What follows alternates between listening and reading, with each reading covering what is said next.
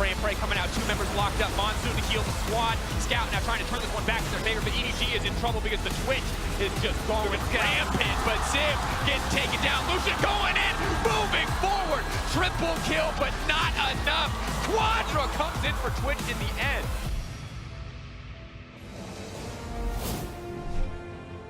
Hello everyone and welcome to Worlds Tonight, our very first Worlds Tonight here live on stage after the first day of the group stages in Wuhan. I am joined by Crumbs and by Verius. You guys didn't get to cast or be on the analyst desk yet today, so cool that you could join me for this one.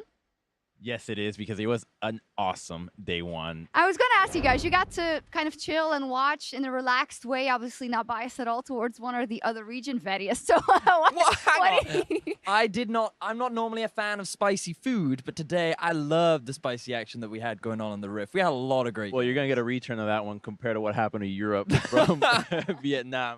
Yeah, and also the question is, were there any upsets maybe outside of the last game of the day? Let's take a look at the standings first to see where we ended up, because a lot of the big stories of the day we can find back in the standings. Obviously, Korea is undefeated. Samsung, Longju, and SKT won their games. And Europe and NA didn't win any. Yeah, there were no upsets, but we have yet to see Group B, and the feeling that I'm getting is that maybe Asia's becoming better and the West is just getting worse. I don't know if they're necessarily getting worse, but I definitely think that Asia's getting better. This seems a lot like every other year, man. It's been a lot of years like this. Yeah, I mean, I think the biggest surprise upset was, of course, AHQ versus EDG. I mean, it was a really impressive game at the end of the day. The fact that it went so long, really enjoyable series. And then, of course, we had, I mean, Europe had a bit of a blip. Well, let's take a look at one of those matches, maybe from Europe to start with. Fnatic versus the Gigabyte Marines, one of the best games of League of Legends we have ever seen. The Marines. Break it down, Crumbs. Okay, the Marines deserve so much praise because, first of all, they have more courage than any other team to pick a composition that is completely against the meta. And in a meta that is so stale, you can afford to draft like this because you can expect what your opponent is going to play. And they just stick to their aggressive playstyle. And sure, they make mistakes, right? They die here and there, but they continue to jump in, and they just had their way with Fnatic. And the biggest thing to praise the Gigabyte Marines for here is that they use a strategy which just takes advantage of experience. What you'll notice is the full jungle clear with the top laner, the fact that he was put at a deficit, but they still sat bottom lane. The whole goal of that was to get Nocturne level 6 as quickly as possible. This guy was level 6 at 5 minutes into the game. Meanwhile, the bottom lane was just free farming in the top. They were trying to maximize as much experience onto their core carries as quickly as they could. And when players like Levi and their new AD carry Noe get that kind of gold, they're able to just run away. Yeah, Noe was denied a pentakill, though. That would have been something. But the Gigabyte Marines closed it out. And obviously, we saw the start of all this, you know. At MSI, they picked up 3-game wins in the group stage as well. So they seem to be off to a flying start. I saw a quote rather from their coach on Twitter saying, oh, we just want to show that there's another way that you can play the game. And Levi said in the interview, this was just the start. If you think this is interesting or aggressive, you wait and see. Exactly. The implications that this team and this playstyle can have on the entire global scene is insane, because everybody's been always copying Korea. Oh, Korea all the time. But this team happens to be against the #1 seed, Longju. If they can actually crack Longju,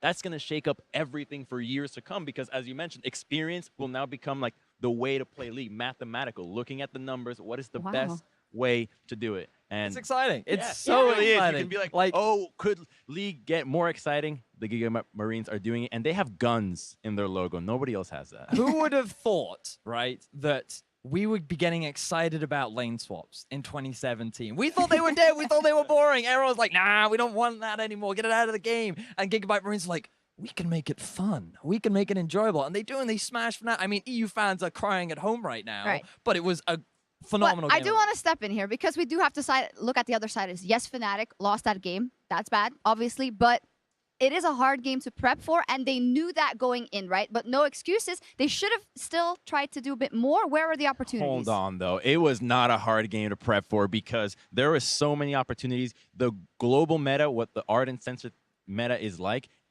has been around for a while. You can look at a ton of odds from every other region. You know what's coming, and you know that if you look at that, you can expect, what are the Gigabyte Marines going to do? Nocturne. What is the anti-Ardent Sensor meta?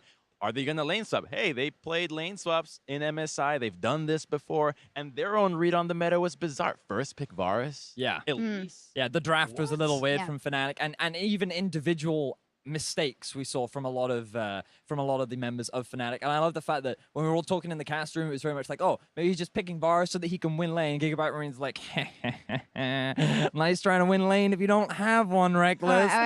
Okay, Crumbs, you're right. Actually, I was probably looking through a little bit of an EU-colored, sunglasses at the match because we have to find silver lining somewhere. All right, but let's look at another match. Those are the ones without glasses, right? Only ones.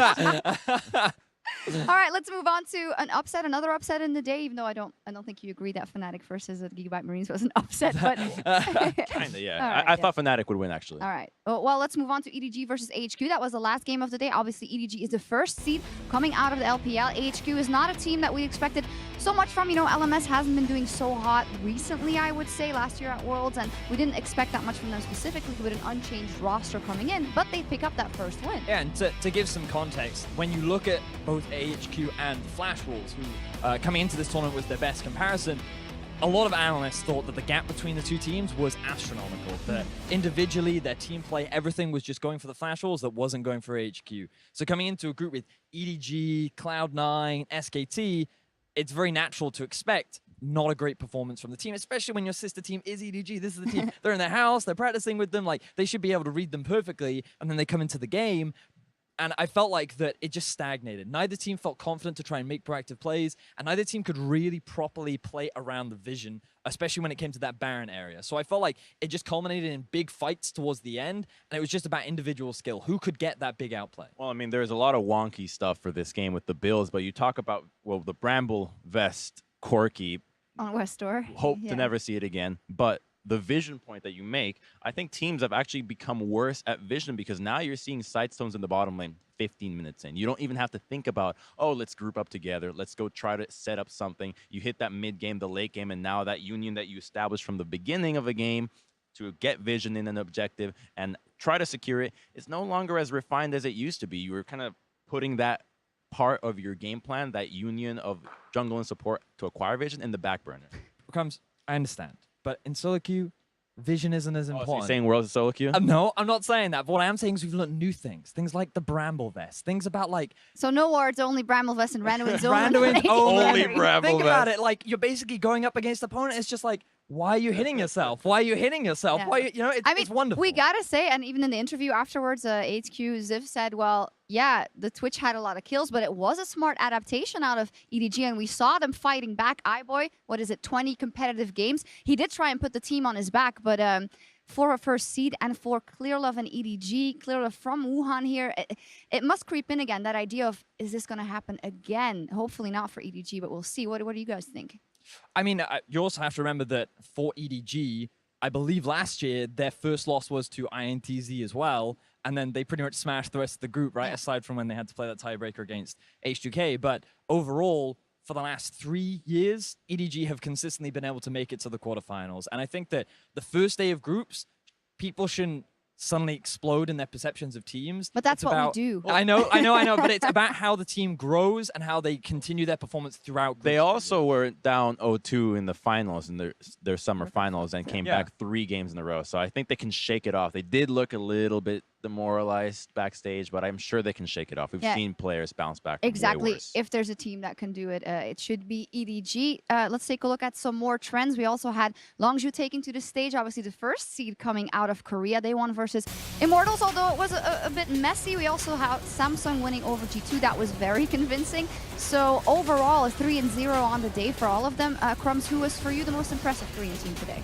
I liked Samsung a lot because I was curious about Crown specifically. How well is he going to perform? You understand that Cuvee is going to be a beast, and he really was. Giving him Cho'Gath was maybe a mistake, but he had a great time.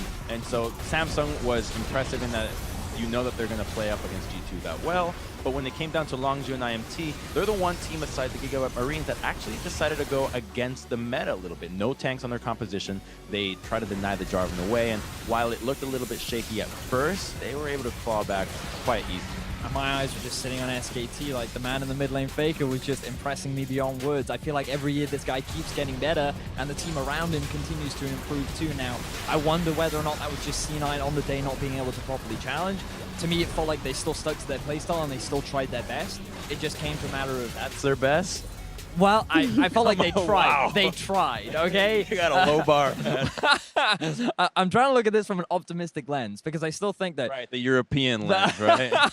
But the thing is, I think that Cloud9 still has a lot of potential in the group, but for SKT, they're looking extremely dominant. And I think that playing through the mid lane is not the best avenue to try and win games. You against do know SKT's 18-2 all time in group that's stage. very true, yes. In 3 years, they've only lost 2 games So in the group Flash Wolves stages. as well, yes. Yeah. Crumbs came to play here at Worlds tonight. He's challenging. You gotta Yeah. bring the heat. Yeah, we got to bring the heat. So the big question is, for us then at least, and Sure. our realm of interest, specifically for the regions that we're covering, for EU, will they recover? Because Fetty, as you were saying, well, they always do bad the first week at Worlds, even though we're only day 1 in. But then which team do you see doing it? So I think that expectations were that G2 would lose to Samsung. They're basically the younger brother of the team. They play exactly the same style, and Samsung just demonstrated their dominance. I think that right now, Europe should not be worried about G2. That was the expectation. You should start getting worried if they start struggling against RNG. But they lost quite hard. Like if I They think, did. if I think back over like the first matches they had against SKT, also and last year, it was still more competitive. It seems like.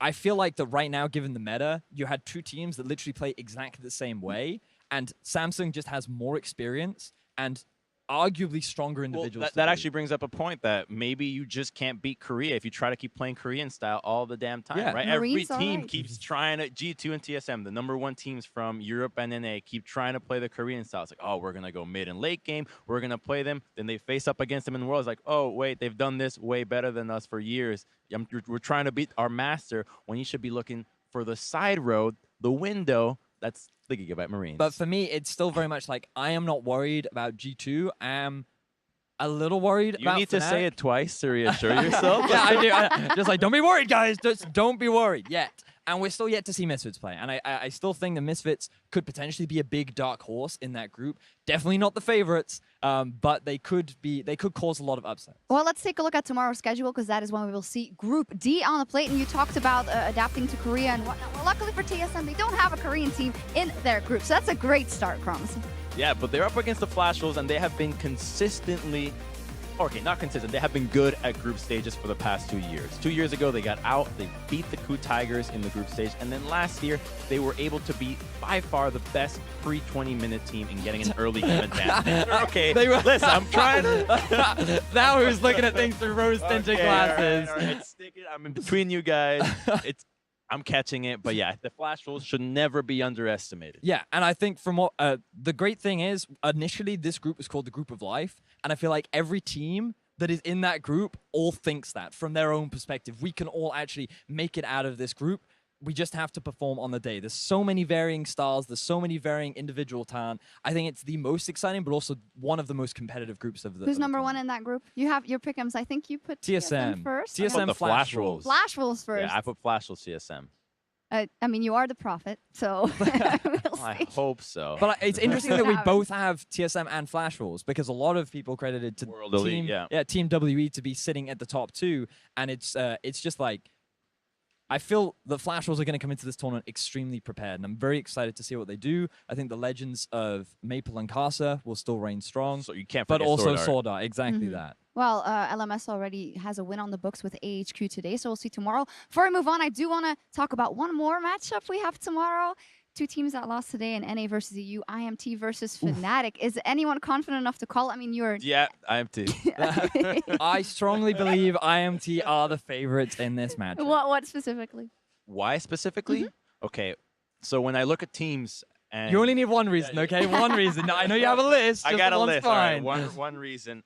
No, I gotta give the list. So IMT was fundamentally better than Fnatic. They held on to what they thought was strong, and they dropped the ball when they came to playing against Longzhu. Longzhu just outpaced them, outclassed them when they came to playing that same kind of approach. Because Longzhu's also a good early game team compared to IMT. They actually had a good approach. They camped bottom lane really hard, but Fnatic, what did they actually have that you could say was a positive? I don't think there was a positive in that game. I out think of they them. got a Rift Herald. Bright side. Wow. But also, I just think that there's a massive jungle mismatch right now. I think that Xmithy, not only does he have so much more experience than Broxer, but Ezreal was. his early game Yeah, Ezreal it was okay. awesome. He put a lot of good pressure, but his ults were it really was. good. It was okay. I'll But take then that back. later on, he got caught out a lot, I admit. But I still think that just Xmithy versus Broxer, heavily in favor of Xmithy as an individual. I think that he was a big part as to why the team was able to have such a successful summer split. And I think that just the disparity between a veteran and a rookie is going to be a big factor that gives INT. Final an edge. thoughts? Meta-wise, Brox is playing playing spring, and Xmithy's playing summer. Yeah. At least to Ezreal, get with the times. Yeah. Get with the times, I guess. It's a really bad pick yeah. right now. It's Well, tank meta. It's tank meta. I mean, you could say the same about your jacket, you know, to get with the time. No, Wow! I love it. I just Wow! Complimented me on this earlier. I did. You I saw the complimented burn. me on I this. saw the burn. Very sorry. Wow. And she really liked it. All right, well, we're going to move on. Very interesting first day, and tomorrow we'll kick things off with the Flash Worlds versus TSM, so that'll be fantastic as well. That's going to do it from us from the first day of groups here in Wuhan, and we'll see you back here tomorrow. I like your jacket. I'm just saying.